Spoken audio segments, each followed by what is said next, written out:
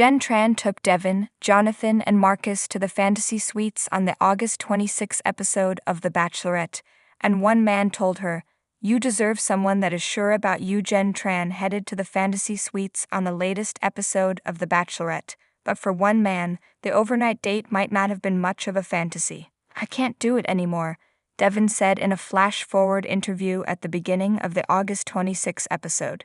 "This is probably the end for me. But first, Jenn, 26, and Devin, 28, took a helicopter ride in Hawaii. What I really want to hear is she loves me too," Devin told the cameras. "And not the day before I get down on a knee or anything like that. I want to know so that I can build on that." Jenn said that being with Devin just feels right, and that he makes me feel loved and just supported. "I want to be in love with Devin, and I think I'm really close to that," the physician assistant student added to the cameras. Jenn and Devin landed at a waterfall, and he continued to profess his love for her. "I know why I love you, and that's because you make me feel so secure in my own skin," Devin said to Jenn. Jenn responded by telling Devin that she thought she was on the way there to falling in love with him, even though Devin told Jenn he'd wait for her to get there. In an on-camera interview, he said, "I would like to hear the big L." At dinner, Devin doubled down. "I am in love, and I am ready for an engagement," the freight company owner said to Jenn. Jenn explained to Devin that she thought he might be too good to be true, but she still wanted to go to the fantasy suite with him. "I hope to be in love with Devin. I'm not sure when that's going to be," Jenn told the cameras, adding, "I think I'll know it when I know it." They popped champagne in the fantasy suite, and the next morning, Jenn woke up as a happy girl, she said. "After last night, I'd say he's better than Pete Davidson in every way," Jenn said of Devin's doppelganger. Jenn and Devin drank mimosas and ate breakfast, during which she told him, "I can see that future there with you. I can only hope it helps you get out of your head a little bit."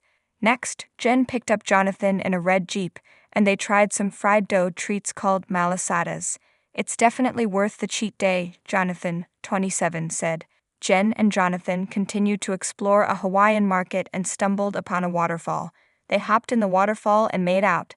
"Hometowns was a really big day for us, and seeing how your family saw such a change in you being with me made me feel more confident in our relationship," Jenn later said to Jonathan. Over dinner, Jenn opened up about her identity journey, and Jonathan did the same. "I would love for a mixed household," Jonathan said to Jenn. The creative director added that he could see a future with Jenn. "It would be naive of me to say that I couldn't see it," he said. Jenn felt similarly. "Having the conversation that we did at dinner, I felt a lot closer to him," she said in an on-camera interview. "I felt like I could spend the rest of my life with this guy." Jenn invited Jonathan into the fantasy suite, and he accepted. "I have no doubt in my mind that tomorrow I can wake up and say, 'Hey, this is my person. I'm so in love,'" he told the cameras.